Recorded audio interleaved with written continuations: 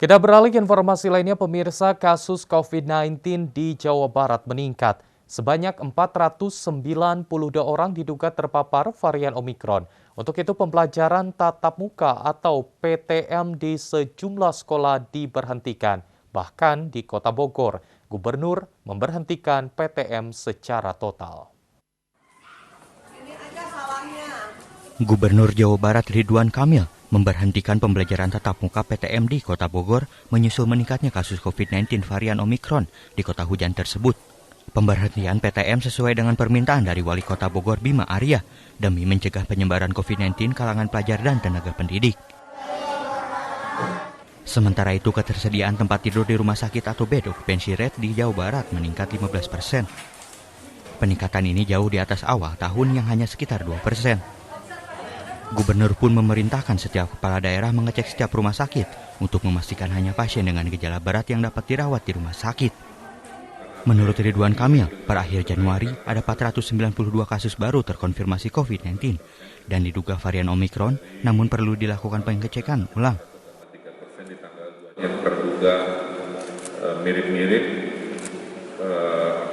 gejalanya itu ada 492 probable Omikron. Tapi belum menjadi Omikron karena harus dilakukan pengetesan sekuens genom lagi satu kali lagi. Apakah ini yang 492 ini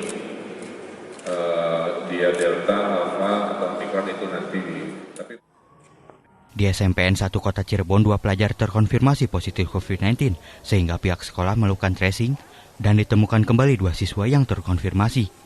Belum diketahui apakah itu varian Delta atau Omikron. Guna mengantisipasi penularan meluas, pihak sekolah mengambil kebijakan meliburkan 3 kelas yang ditemukan kasus COVID-19, sementara PTM di kelas lainnya masih tetap berjalan. Bagian bentuk dari tindak lanjut yang terkonfirmasi positif, kebetulan ada kakak beradik yang positif, yang tinggalnya di daerah Karangampel, Indramayu.